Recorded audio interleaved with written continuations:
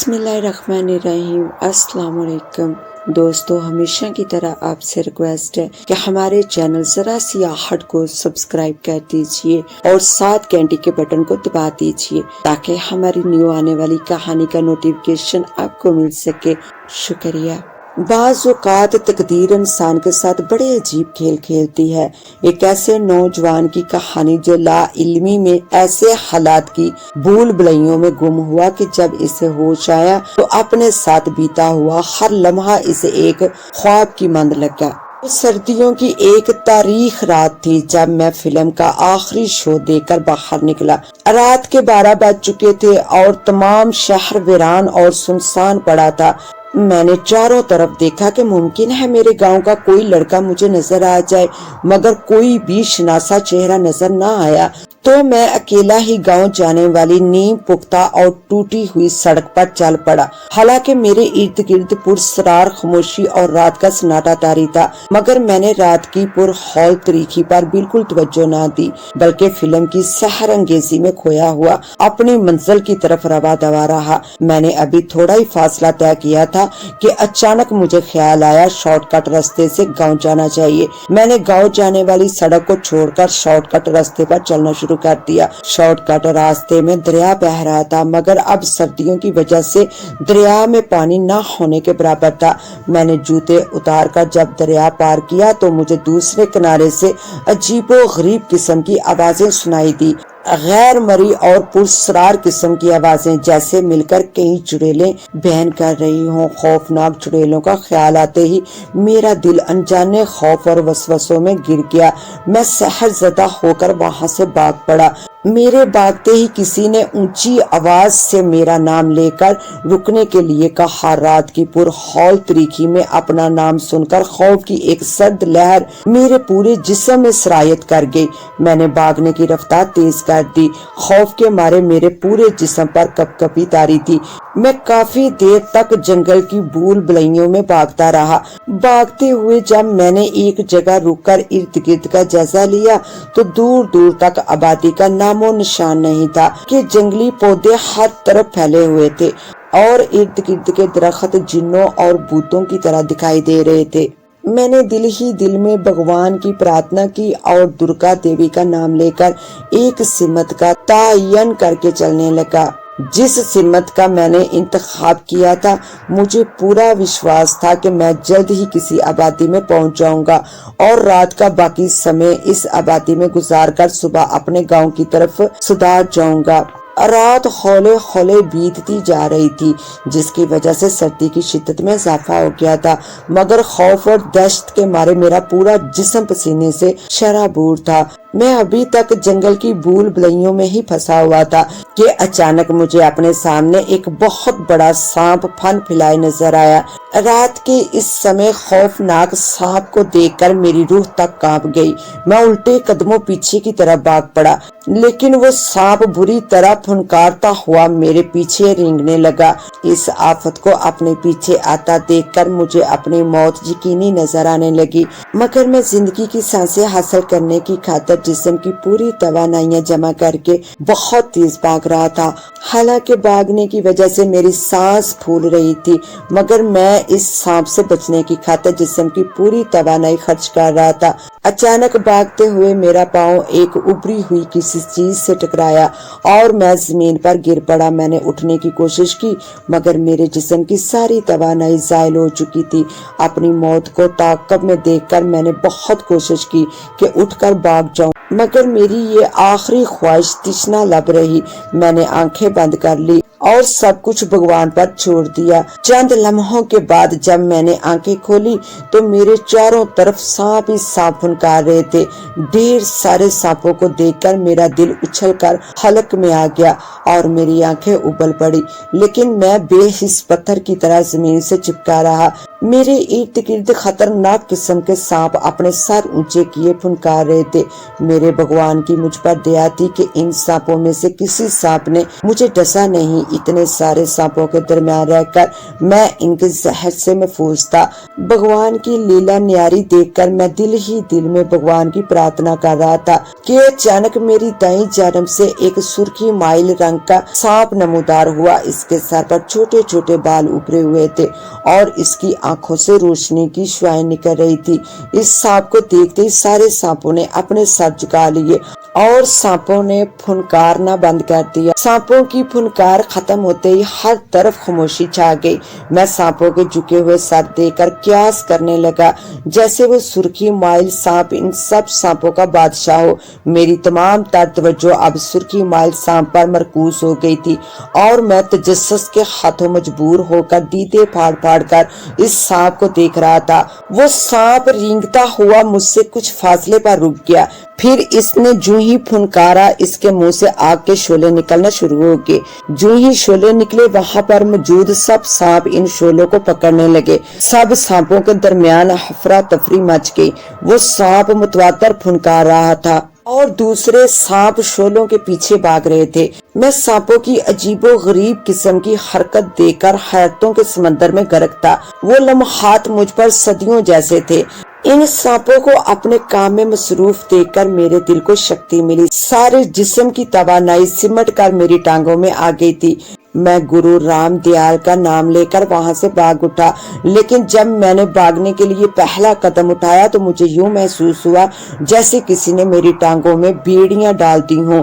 मैंने पांव की तरफ देखा तो एक सांप मेरी टांगों से लिपटा हुआ था, मगर इसने मुझे डसा नहीं था। सांप को अपनी टांगों के दरमियान यूं लिपटा देखकर मेरी चीखें निकल गई। मेरी चीखों पुकार सुनते ही इस सांप ने मेरी टांगों को छोड़ दिया। जो ही मेरी टांगे सांप के सार से आजाद हुई, मैं फौरन वहां से भाग पड़ा, लेकिन कुछ फासला तय करके जब मैंने पीछे की तरफ देखा तो रंग बिरंगे सांपों का रेला मेरे ताक़ब में आ रहा था।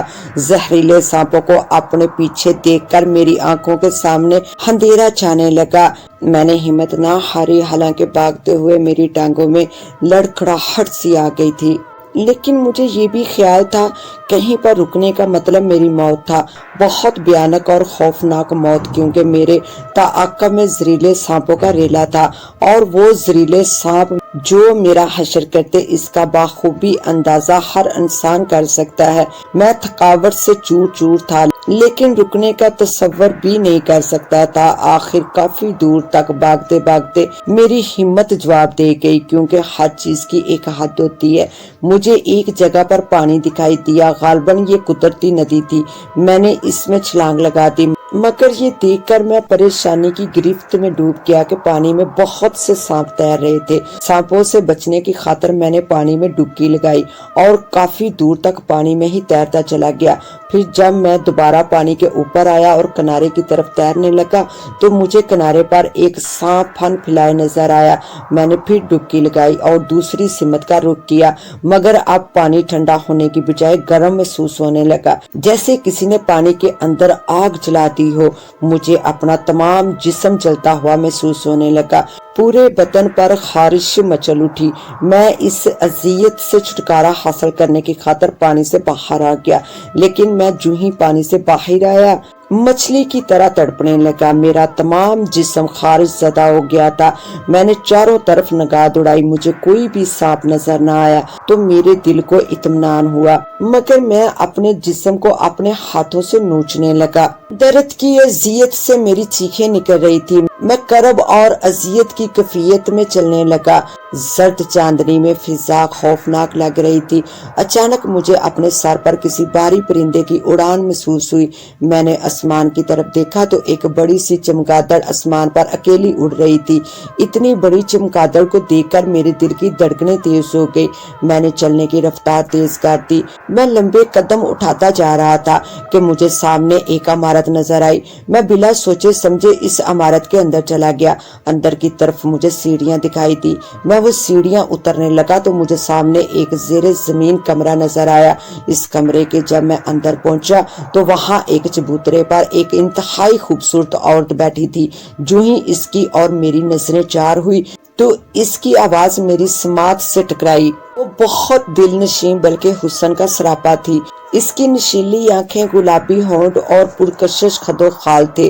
وہ کہنے لگی، میرا اس جنگل میں کوئی نہیں ہے، اگر تم مجھے اپنے ساتھ لے چلو تو میں تمہاری شکر گزار رہوں گی۔ اس کی باتیں سن کر میرے دل کو سکون ملا اور میں چند لمحے پہلے والی پریشانی بھول کر اس کے حسن میں کھونے لگا۔ وہ جب باتیں کرتی تو ایسے معلوم ہوتا جیسے ہماری بہت پرانی جانکاری ہے۔ تھوڑی دیر تک وہ میرے ساتھ باتیں کرتی رہی، پھر اچانک مجھ پر غنودگی سی طاری ہونے لگی اور میں ہوش سے بے خبر دنیا سے بیگانہ ہو گیا۔ نہ جانے کتنی دیر تک مجھ پر غنودگی طاری رہی۔ بے ہوشی کی حالت میں ایک بار میری آنکھ کھلی تو وہ خوبصورت عورت ایک زہریلی ناگن بنی ہوئی تھی اور میں بری طرح اس کے سکنجے میں پھنس چکا تھا۔ اس کے جبڑوں کے گوشوں میں سے نکیلے تیز دانت باہر کی طرف نکلے ہوئے نظر آ رہے تھے۔ اس نے دونوں نکیلے دانت میری گردن میں چبو دیے اور میرے جسم کا خون چوسنے لگی۔ درد اور اذیت کی وجہ سے میری چیخیں نکل رہی تھی، مگر ان چیخوں کی آوازیں مجھے بہت دور کسی کنویں سے آتی ہوئی سنائی دے رہی تھی۔ خوف اور دہشت کے مارے میرا ذہن تاریکیوں میں ڈوبتا چلا گیا۔ پھر جب مجھے ہوش آئی تو اپنے آپ کو ایک جھونپڑی میں پایا۔ میرے چاروں طرف سپیرے ہی سپیرے بیٹھے تھے۔ اتنے سارے سپیروں کو دیکھ کر میری آنکھیں پتھرا گئی اور دہشت کے مارے میرا پورا جسم کانپنے لگا۔ میری ایسی کیفیت دیکھ کر ان سپیروں میں سے ایک بوڑھے شخص نے مجھے دلاسا دیا۔ وہ بوڑھا شخص قابل رشک قوت کا مالک تھا اور اس کی یہی خوبی اسے دوسرے سپیروں سے ممتاز کیے ہوئے تھی۔ اس نے پیار سے میرے سر پر اپنا ہاتھ پھیرا اور اپنا ہیت بڑے لہجے میں کہنے لگا، بیٹے بھگوان کی کرپا سے تم ہوش میں آگے ہو، بھگوان کی تم پر بڑی دیا ہے۔ تم کئی گھنٹوں سے بے ہوش تھے جس کی وجہ سے ہم سب لوگ پریشان تھے۔ چند لمحوں تک وہ بوڑھا گرو مہاراج کے نام کی مالا جپتا رہا، پھر اس نے کسی کو آواز دی۔ آنے والی ایک خوبصورت ناری تھی اور ایک پیالہ اس کے ہاتھ میں تھا۔ بوڑھے شخص نے ناری کے ہاتھ سے پیالہ لیا۔ بیٹے اس پیالے میں دودھ ہے، یہ تمہارے مردہ جسم کے لیے امرت کا کام دے گا۔ دودھ پی کر میں نے اٹھنے کی خواہش کی مگر میں ایسا نہ کر سکا، بلکہ میرے پورے جسم سے درد کی ٹیسیں اٹھنے لگی اور میں تکلیف میں دوبارہ چارپائی پر لیٹ گیا۔ لیٹتے ہوئے میں نے ان لوگوں سے پوچھا، مہاراج مجھے کیا ہوا تھا اور آپ کون ہیں؟ اس بوڑھے شخص نے جواب دیا، میرا نام پنڈاری لال ہے اور میں اس باڑی بستی کا سردار ہوں۔ بستی کے سب لوگ مجھے گرو مہاراج کے نام سے پکارتے ہیں کیونکہ مجھے سانپوں کی ہر نسل کے متعلق جانکاری ہے۔ کل رات ہم سانپوں کی ایک اعلیٰ نسل شیش ناگ کو پکڑنے کی خاطر رات کے پچھلے پہر یہاں سے کافی دور ریت کے ٹھیلوں کی طرف جا رہے تھے جہاں پر شیش ناگ کے متعلق ہمیں جانکاری تھی۔ جب ہم ان ٹھیلوں کے قریب پہنچے تو تم وہاں پر بے ہوش پڑے تھے۔ پہلے تو میں نے گیان کیا کہ تمہیں کوئی تمہارا دشمن قتل کر کے اس ویرانے میں پھینک گیا ہے، لیکن جب میں نے تمہیں قریب سے دیکھا تو تمہارے جسم میں سانسوں کی ڈور باقی تھی۔ ہم سانپوں کو پکڑنے کی بجائے تمہیں اٹھا کر اپنی بستی میں لے آئے اور اب تم ایک دن کے بعد ہوش میں آئے ہو۔ بوڑھا سپیرا اپنی بات ختم کر کے خاموش ہو گیا۔ پھر چند لمحے جھونپڑی میں سناٹا چھا گیا۔ اس کے بعد ایک اور نوجوان سپیرا مجھ سے مخاطب ہو کر پوچھنے لگا، مہاراج تم رات کے اس سمے ان ویران ٹیلوں کی طرف کسے تلاش کرنے آئے تھے جبکہ ہر طرف رات کی بھیانک تاریکی پھیلی ہوئی تھی؟ اس ویرانے کی طرف تو دن کے اجالے میں بھی کوئی اکیلا انسان نہیں جا سکتا، تم رات کو بھٹک کر کیسے آگے تھے؟ میں نے سحر زدہ حالت میں انہیں ساری رام کہانی سنا دی۔ وہ لوگ میری باتیں سن کر بہت حیران ہوئے۔ بوڑھا گرو مہاراج کہنے لگا آج سے 2 راتیں پہلے پورن ماشی کی رات گزری ہے۔ یہ وہ رات ہے جب ناگ دیوتا انسانی شکل میں آ کر اپنی ناگ دیوی سے بیاہ رچاتا ہے۔ میرے خیال میں تم سانپوں کی اس نسل سے ٹکرا گئے تھے، پرنتو بھگوان کی کرپا سے تمہیں ناگ دیوتا نے زندہ چھوڑ دیا ہے۔ ان کے ملاب کے سمے اگر کوئی جاندار انہیں نظر آ جائے تو وہ اسے نرک جہنم بھیج دیتا ہے۔ नरक जहन्नम के मुताल्लिक सुनकर कई दिनों तक मेरी तबीयत खराब रही। मेरे जहन पर पूर्णमासी की रात का खौफनाक भूत सवार रहा। जब मैं रात को सोता तो मुझे अचानक यूं महसूस होने लगता जैसे बहुत से खतरनाक किस्म के सांप मुझे डसने के लिए मेरी तरफ रेंग रहे हैं। इन सांपों को अपनी तरफ रेंगते हुए देखकर खौफ के मारे मेरी चीखें निकल जाती थी। कई दिनों तक मैं खौफो हर्ष में मुब्तला रहा। इन खौफनाक लम्हात में बूढ़े गुरु महाराज ने मेरी हर तरह से दिलजोई की। फिर रफ्ता रफ्ता मैं नॉर्मल हालत में आने लगा। दूध लाने वाली नारी गुरु महाराज की बेटी थी। इसका नाम रूपा था। हालांकि वो अनपढ़ और सादा सी लड़की थी, मगर इसने भी दिल से मेरी देखभाल की। इसके नक्शो नगार देखकर मैं अक्सर वो बेशतर सोचने लग जाता कि भगवान ने दुनिया में कैसी कैसी खूबसूरत शक्लें पैदा करती हैं। पारो जब कभी अकेली मेरे पास आती तो मेरे दिल में मोहब्बत का जज्बा मचल उठता, मगर फिर मैं दूसरे लम्हे अपने पापी मन को समझाने लग जाता, क्योंकि वो मेरे मोहसन की बेटी थी और इसी मोहसन की वजह से मुझे एक नई जिंदगी मिली थी और मैं ऐसे मोहसन की झोली में दुख की परछाइयां नहीं डालना चाहता था। मुझे इन लोगों के दरमियान रहते हुए काफी दिन बीत चुके थे और अब मैं इर्द गिर्द के माहौल से वाकिफ हो गया था। सपेरों की ये बस्ती उजाड़ और सुनसान इलाके में थी। बस्ती के इर्द गिर्द पौधे और जंगली किकरों की काफी मकदार थी। बस्ती में जितने भी घर थे ये सब सपेरे ही थे। सदियों पहले किसी एक सपेरे ने वहां पर एक झोंपड़ी डाली थी। फिर नस्ल दर नस्ल झोंपड़ियां आबाद होती चली गई। मट्टी की दीवारों की झोंपड़ियां दरख्तों के पत्तों और टहनियों को जोड़कर बनाई हुई छतें थी। सारा दिन गर्म रेत उड़ती और फिर रात को वही रेत ठंडी होकर अजीब सा सुकून दिया करती थी। एक दिन मैं झोंपड़ी में अकेला था।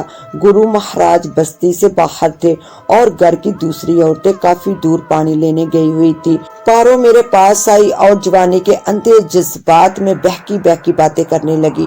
जवानी ने इसे पागल कर दिया था। इसका चेहरा जवानी के जज्बात में सुर्ख अंगारों की तरह दहक रहा था।